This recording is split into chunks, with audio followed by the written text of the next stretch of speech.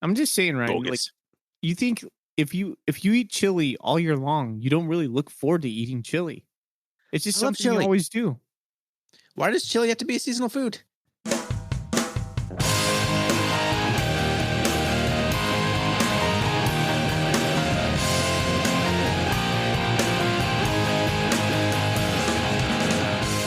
Welcome back to the fourth episode of the Two Dudes Named Ryan podcast. I am Ryan, joined by my co-host Ryan. To be less confusing, I am Thorny. He is Foley. Happy Friday to everyone. Thanks for listening. Thanks for finding us here. Foley, man, how you been? I'm doing good, man. We are at the very end of our school year over here in Spokane. I think Spokane goes to school the longest in the nation. I'm pretty sure that. We're So done. it's you guys are done, yeah, exactly. So we are still grinding, and we have Monday and Tuesday left as well next week. Gotta So get extra smart. Does Spokane have the highest testing results out of the nation to go along with this longest school year? no, I Is there have no clue. I have causation, no clue. correlation, nothing? Okay. No, That's all right. That's all right. you know they did away with the testing too since it's a COVID year. So that everything's just kind of wonky right now. But they just tossed testing out and said, "Don't worry about it." See, I'm just coming into this with my daughter, her second year in elementary school. So I didn't know what it was really like before COVID, to be honest. So it's all kind of the same to me. So all right, well, Foley, that's enough catching up, I suppose. Let's get into I guess what the show outline is going to be. We're going to tell you what we're drinking, what's on tap, then our free flowing dialogue where we call "What's on Your Mind," where either of us just kind of come to the table with whatever we've been thinking about, a funny story, an anecdote, something that's been bugging us, some random thought we had, a shower thought, whatever. And then we're going to end it with a top 3 summer activities where we choose, as it sounds, our top 3 activities for summer. So let's get right into it with our first segment. I guess, what's on tap? What are you drinking over there, Foley? Courtesy of Thorny's mom, I have a Bayern Amber out of Missoula, Montana. Now, how did my mom get you a beer? That's a good. That's a great question. Great question, right? You were bugging me earlier on this week saying, if she would bring a beer from Montana, because she traveled over to wherever you live. I'd never remember where you live, somewhere on the west coast of Washington, whatever. Yes. But Canada, basically Canada. yeah, so you have to go through Spokane, and you made a request, and I was reluctant to give you one, but Bayern Amber is something I've been missing. And then when I got home today, tucked underneath the maple tree in my front yard was a 6-pack of Bayern Amber. It was lovely. Now, I need to make it known, and my mom needs to make it known too, that this was totally her idea, and she basically that's just who she is, and she demanded it. So that's why I kept forcing it. Like, well, if she was to bring a beer, which beer would you like? I'm pushing on B mother. So she was happy to do it. Dropped it off. There you go, Bayern Amber. Delicious. I'm also drinking a Montana beer, courtesy of my parents. That's how I get all my Montana beer. Whenever they road trip over here, I basically make them bring like $200 worth of Montana beer because, let's be honest here, people, Montana beer is better than Washington beer. Even though there's like 600 times more breweries over here, Montana just does it right. So I got a Highlander beer, which is from Missoula, Montana. I got the Devil's Hump Red Ale. It's good. I've had it before. It's got a big old grizzly bear on it, which is unfortunate for me. But no one outside of Montana is really going to get this, but we're Montana State Bobcats. Our enemy is the University of Montana Grizzlies. This has a grizzly on it. It's brewed in Missoula, where the University of Montana is. So I shouldn't like anything about this beer, but I like Reds. It's a good beer, man. I'm okay with it, so I'll forgive the bear. That's what I'm drinking tonight. Ryan, I feel like we've had a conversation about the Devil's Hump before on our other podcast. We're trying to pretend there's no crossover here, okay? Okay, all right. It's just a funny name to me. It reminds me of that pop song by Fergie. Lady Lumps. Yes. Lovely Lady Lumps. My lovely red humps. By That's Devil's exactly Red Humps. Yeah, right. Man, so good. Speaking of good, let's kick it off, man. You want to start or you want me to take it this time? I'll start. Okay. Coming into today, I had no clue what I was going to talk about on the top of my mind. I was going over many different things this past week, but I was in a bit of a predicament this today, and it has to do with the flank steak. And I know you're a cook; you're like a foodie kind of guy, right? I mean, that's one of your gigs is to, and you kind A of little pride bit, yeah. yourself on that. Okay, are you a griller, barbecuer? So that I am not so much actually. Most of my cooking is in the kitchen. Grilling is not my forte. I have a gas grill that I fight with a lot. So no, not really. Okay, well, maybe you'll know, maybe you won't. But earlier on this week at Trader Joe's, I bought a flank steak. And honestly, Ryan, we should do a whole episode about Trader Joe's because I just love Trader Joe's. Now those are usually marinated already, aren't they? Or you Uh, can get them. well, depends where you get them, but not typically at Trader Joe's. But yes, like at a Super One or something like that, you'll get like the carne asada marinade, and you can actually get those at your butcher or whatnot. Anyways, the story goes, I I had planned for this for Wednesday. And I was like, okay, I'm going to take this out. I'm going to grill it on Wednesday, and then we're gonna do some sort of wife is gonna make some guacamole and do carne asada style. Well, I totally blanked it out, and I got home and I was like, what do I do? And the question I came up with, and the thing that I want to talk about is, are you a dry rub guy or are you a marinade guy? Because what I ended up doing was I ended up not having the dry rub I wanted, and so my wife had like this hoisin teriyaki garlic marinade in the fridge, and cracked that open, took out the flank steak, let it set for like 2 hours while I was doing some yard work and grilled it up. And I mean, to be honest, Ryan, I'm a dry rub kind of guy. The marinade gave it that kind of candy finish when you get the high grill heat, it had it like a nice sear on the outside. AKA But burns. right. But I still think the dry rub is superior to the marinade. I think the marinade is kind of like a second rate flavoring to me. Marinade is designed for steaks like flank steak, where they are tough and they can easily be just tough and overcooked. So marinades help penetrate and like tenderize a meat like a flank steak. So I'm a fan of marinades when they're necessary. If it's a cut, if it's a tough cut, you need to marinate it to give it just kind of to break it down so it cooks out and is a lot more tender. Otherwise, if I'm just going straight flavor profile, dry rubs, man, I'm a dry rub guy all the way. That's what I do when I do like pork butt. I'll do a rub all over it, and then I'll smoke it for a little bit. But yeah, ribs, dry rub. I don't like big saucy, goopy ribs. I prefer just a nice dry rub with a little bit of sauce on the side if I feel like dipping it in there. So yeah, man, dry rub. I'm all about the dry rub. Do you make your own dry rub, or do you just buy stuff that's already made out for you? Yeah, just typically mix some seasoning salts that I like.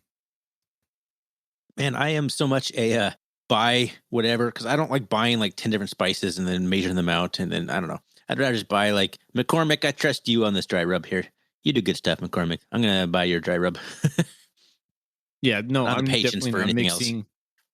mixing dry rub ingredients, but I will mix some seasoning salts together and call it good.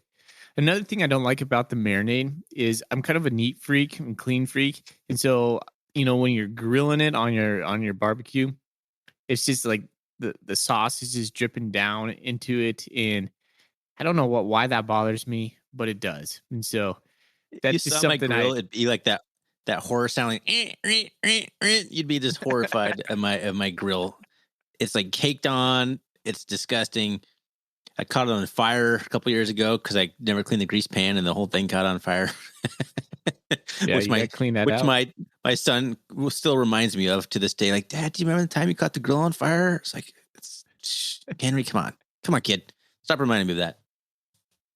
I do have the vac seal thing for like sealing for freezers, the freezer bags.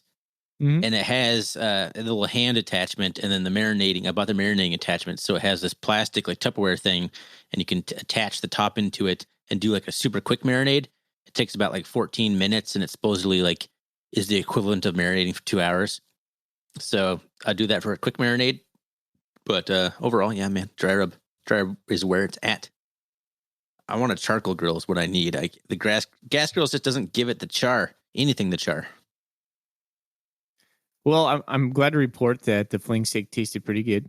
We had it over rice, but again, if I had my way, if I would have pre-planned this a little earlier, I would have had it out and would have had a dry rub ready to go.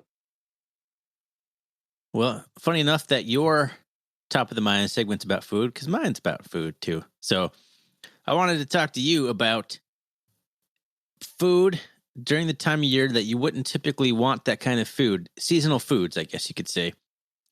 I have a bone of contention with my wife who never lets me cook chili in the summer because she thinks it's a terrible summer food. And I'm like, I like chili all year long. Why do I have to only have chili when it's cold outside? What spurred me thinking about this was taking my son to his first trip to Wendy's last week. Woo, big milestone in his life. First trip to Wendy's. I was feeling a little healthy, but I didn't really want a salad. And I like Wendy's chili. So I got Wendy's chili. It was delicious. I enjoyed it. Funny story. They told me they were out of spoons. So like, we just have forks. I'm like, yeah, I guess. So I ate my Wendy's chili with a fork, which actually worked out pretty well. There was only about a spoonful of liquid at the bottom of it. So, which I drank, but it worked out well enough. But it got me thinking, man, like, it's like summer. It's like 80 degrees out, which is hot for where I am, 85 degrees. And I'm having chili and I'm enjoying it. Like, why do I only have to have chili in the fall? Are you a guy who has hot soups, chilies all year long, or is that something that you can only reserve for wintertime? Oh yeah, the latter for sure. My wife is the cook in the household. That's been established between you and me, and she gets in soup and chili mode soon as I would say probably like November starts rolling, or maybe if we have our first cold spell, like a rainy October type of week over here in Spokane. Instant pot comes out, chili is made, soup is made. But yeah, it's about like I want to say April, she transitions into the pasta salad mode, and we just ride the pasta salad hard all summer long. Soups we don't touch. Why? It's just tradition, man. It's kind of like wearing white clothes after or before Labor Day or Memorial Day. You just don't do it. So there's a final day. Enjoy your last bowl of chili because this is it for 6 months. Is that what you're telling me? I think chili is reserved for temperatures within the range no greater than 65 degrees. So there's a temperature limit on chili. And why Yeah. is that? Because it warms your belly so much it sticks to your in your craw, right in there in the craw. Just warms you up. Here's why I think Cockles it of is, your heart. Ryan. The cockles of your heart. What the hell does that even mean, man? I don't know. um Nothing to do with chili though. Here's the reason why I think is traditionally you don't want to cook on the stove when it's hot. It's just going to How are warm you up cooking the all house. this pasta then that you're talking about? How are you cooking pasta? Well, so when you cook a batch of chili, the stove is on much longer because it's going to sit there and cook and cook and cook and cook, and it's got to do its little magic. With pasta salad, you just got to cook the pasta, man. That's all you have to Oh, you're do. talking about pasta salad, like cold pasta salad? Oh yeah, yeah. Okay. I thought you were talking like a ragu, like a nice beef ragu, you know? Oh no. No. So you only eat cold foods all summer? Pretty much that and grilling. I've read articles about the positive health benefits of eating hot food. Like it's easier to digest. It's better for you. You eat slower because it's hot. There's the cultures where they eat hot food all year. It doesn't matter how hot it is. So why in America do I have to transition to cold food? Do I have to have my soup like gazpacho? Now I have to have cold soup. I'm just saying, right? Like, Bogus. you think if you eat chili all year long, you don't really look forward to eating chili. It's just I love something you chili. always do. Why does chili have to be a seasonal food? Why can't It's something I? you look forward to it. I had chili today. Actually, I took my my daughter to lunch today because it was the last day of first grade. I took her out for some lunch. She had mac and cheese and a sundae. I had a club sandwich and a side of chili because the restaurant had chili on the menu. You know why they had chili on the menu? Because people eat chili all year long. Fully. You say I don't agree with Restaurants that. don't just take it off the menu. Like, oh, it's June. Let's kill a chili. One of the restaurants back in Great Falls that had a steak and bacon chili. I would get that all year long because it was legit. Anyways, Ryan, if you're cooking this summer for a group of people, don't cook chili. it's not going to be a crowd favorite. I guarantee it Whatever. that. Whatever. All right. Agree to disagree. Are you Chili in the summer. bean in your chili? Yes. Okay. Because I love beans. I love beans. I could do a whole podcast about how much I love beans. Do you put sour cream in your chili, like as a topping? Like sometimes. Depends on how No. spicy my chili turned out. No. Typically, I'm just a diced white onion and shredded cheese guy. Yeah, like get the cheese as much as possible, so it's just like a goopy, chili, cheesy mix. Yeah, it's got to be fresh. Oh, and this is a whole nother thing I talk about too. I shred all my cheese now. I got tired of buying bag cheese. It's so much easier to buy bag cheese, but it just doesn't melt properly because it's like it has an anti-caking powder on it, and they have the the preservatives to keep it from sticking together, which makes it not melt as nicely. So, you want melty, gooey cheese? Shred it yourself. Word to the wise. All right. Hey, Thorny, we'll put it on the poll, man. Is chili okay to eat in the summer? Yeah, I'm pretty sure I'll be outvoted on that. I know I'm not going to. I think it's BS, and I'm going to eat chili whenever I want to eat chili. It's definitely not a crime. It's just not. It's cool is not the word. It's just not right. That's the best word. It's just not right, man. Cook in the slow cooker. Your house doesn't heat up at all. Boom. Problem solved there. All right. Moving on to more summer-related conversation. Top 3 summer activities. So I guess I will start here. My number 1 summer activity. Whoa. Hold on. Let's go in ascending order. Give me your third best summer activity. Third best activity. All right. So this is one that I don't get to do, and I haven't done in a long time. I'm not even sure it's a thing out here in Washington, but my number 3 one is floating the river. We used to do this all the time as a kid. You did it in college, but the whole different vibe when you do it in college because usually there's some other floating things with you that are drinkable floaties. You're floating with your beer. But yeah, floating, we did it all the time. We would we'd take a car, park it, and then drive the other car up river and get some. Sometimes we had a rowboat we would do it in with a couple inner tubes. Sometimes we were all just in inner tubes. A nice slow floating river, slow moving river, just hanging out and a couple hours on the river. It was a lot of fun. And yeah, I would put that as my third favorite summer activity. Do you have a local river you can go do that? Well, that's what I said. I haven't even looked into it because our kids aren't really old enough to. I don't really want to do that with them just yet. But that could be something we look into soon. I know it's a big thing in Montana. That was like people just floating. That's what you do. I don't know if it's as big out here, but yeah, I think once they get older, I'm definitely gonna look into some spots. Nice, man.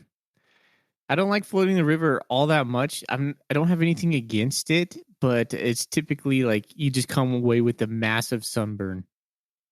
That's the downside, and that's the danger. But it's just relaxing, man. It's fun. It's good family time. You're all just hanging out. Sometimes you get out of the tube and kind of the river's shallow enough. You kind of just like pretend like you're kind of running fast in it and stuff like that. No, it's fun as a kid. Right on, man. Cool. All right. Well, so my number 3 favorite thing to do in the summer is something I just discovered last year.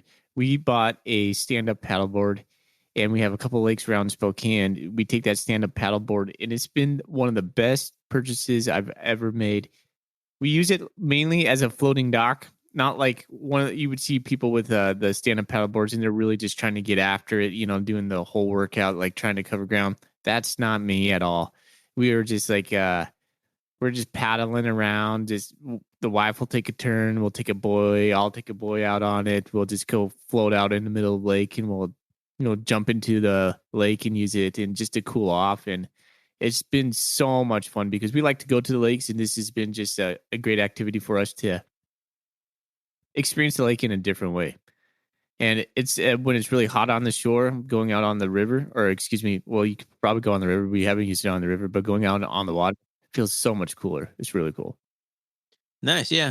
I mean, a lot of these I'm sure can be water based because that's the best way to keep cool during the summer. But that does sound fun. I've actually never done one of those. I always wanted to, but something I've never tried. So highly recommend it. Good family activity right there. Mm-hmm. Do you have a rack on top of your car? I think you have a Forester, don't you? You should have a rack. So yeah, my wife has the Forester, but it only has the spots for the racks. The what do you call them? The runners. She doesn't actually have the crossbars. Whereas my little Pontiac Vibe, you better believe I got the racks up there. So we'll take the Pontiac Vibe on that bad boy. Nice. Yeah, you can haul one for sure. All right. My number 2 is simply camping, like camping in a tent, finding a campground, just going out, finding a spot, bringing, hot dogs, all that stuff to cook around the campfire, making a campfire. It's the classic camping, nothing fancy about it. No glamping, no RVs, no big fancy machines, just straight up tent camping under the stars. That's my number 2. I'm not going to make you tell your spot because that would be that's not the poor form on podcasts, I would say. I haven't really done that too much either with the kids. Like two of the 3 things I have on my list are things that I used to do, and they're still my favorite. But we just haven't really done it very much yet because it's kind of a nightmare with the young kids, with the toddlers. So they're getting a little bit older. So now I'm hoping this summer we can do it. But yeah, I don't have a spot yet. Looking for it though. We have a spot where I think would be great to camp. We found a nice little hike last year, and there's a couple of camping spots along the way that like were unoccupied. So I'm like, that looks like the spot I want to try. I think the key to camping, Ryan, is being comfortable sleeping. Which is never.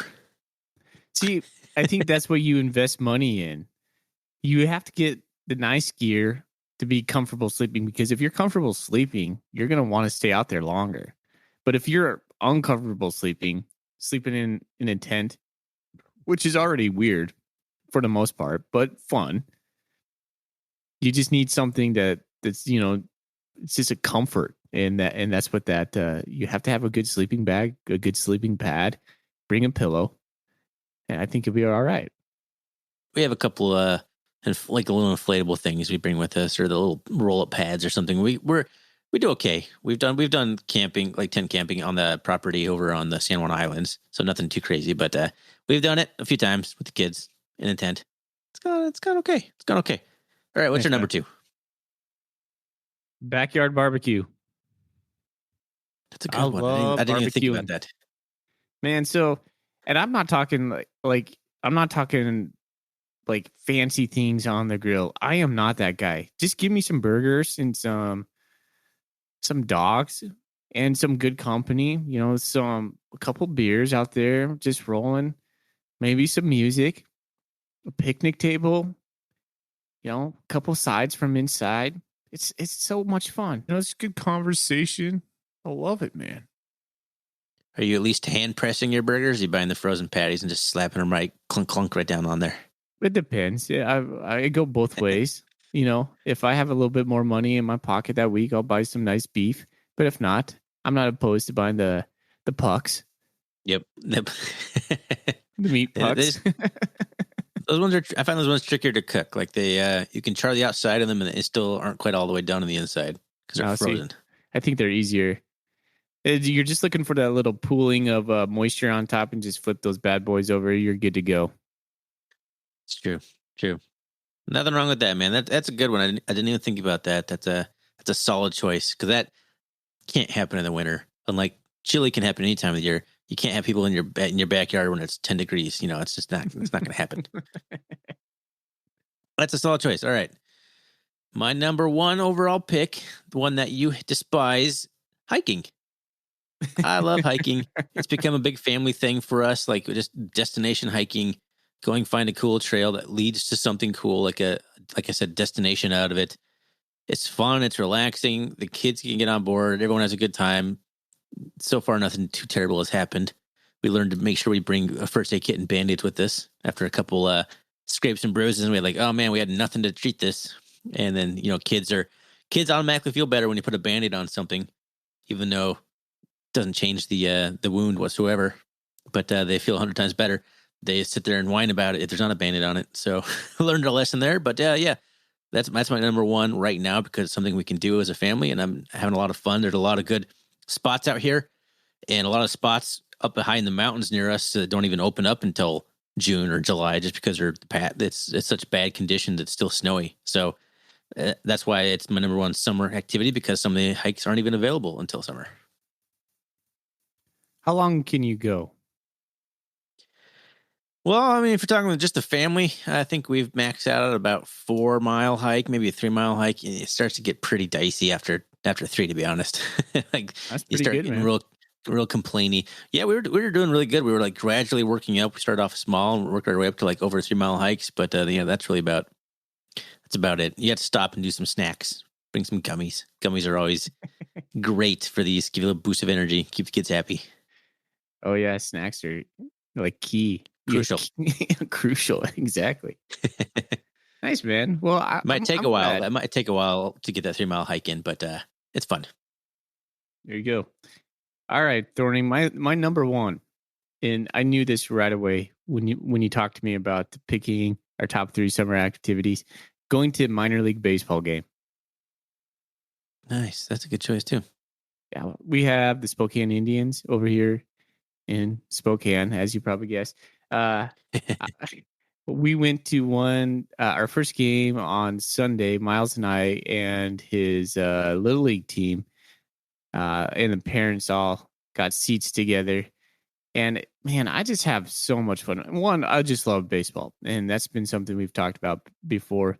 And my son is loving baseball. But just the experience, man. So you just going to the ballpark, getting stoked all day to go to the ballpark, taking your glove, because I still take my glove. I'm almost 40 years old. I'm 38. I still take my glove, every time I go. You never know. Yeah, exactly. Getting a good beer, getting a dog, I get maybe some kettle corn for the wife, uh, having good conversation with your friends, with your family, uh, having your sons go down to the to the field, maybe trying to get a ball and getting some signatures. And then one of the things that they get to do at the end of the game is they invite the kids out and they get to run the bases. And I just love the whole experience, man. It's like Americana for me. It takes me back to my youth. It reminds me of my father. Uh, it's something I just love. It's like the boys of summer, right? It just calls to me all the time. And plus, on the weekends, if you win, you get fireworks over here, which is really cool. That's a solid choice too, because I used to love going to ball games when I was a kid. Like I'm not a huge baseball fan, but something about going to the stadium, especially when you're a kid, it's just magical. Going to check out the Great Falls Dodgers at the time with that cool stadium right by the river there. I mean, I have a lot of memories of that. Getting a little ice cream filled baseball helmets, those are really cool too. Seeing how fast you can throw a fastball in the little machine. Lots of good memories there. I've actually been thinking about that. There's Bellingham has a minor league or some sort of team, something or other. But I've been thinking about going down there and taking my son to a game. If I'm feel real fancy, I'll take him to a Mariners game at some point and watch the Mariners lose because apparently they're always terrible. But They are. They're really it would be bad. pretty cool to take him to a Major League Baseball game, though. So yeah, that's a solid choice. I'll agree with that. I'll let that one. I'll let you have that one. Nice, man. All right. Well, that is our top 3 summer activities. If you guys follow us on Twitter, why don't you drop us your top 3, top 1, number, whatever you want to talk about. Appreciate you guys listening. You can find us on you can find us on Twitter, 2 Dudes Ryan, TWO, 2 Dudes Ryan. And if you find us, please give us a rating and review. Spread the word. We're just a fledgling starting podcast here, so any word of mouth will help us out. And until next time, we are 2 dudes named Ryan.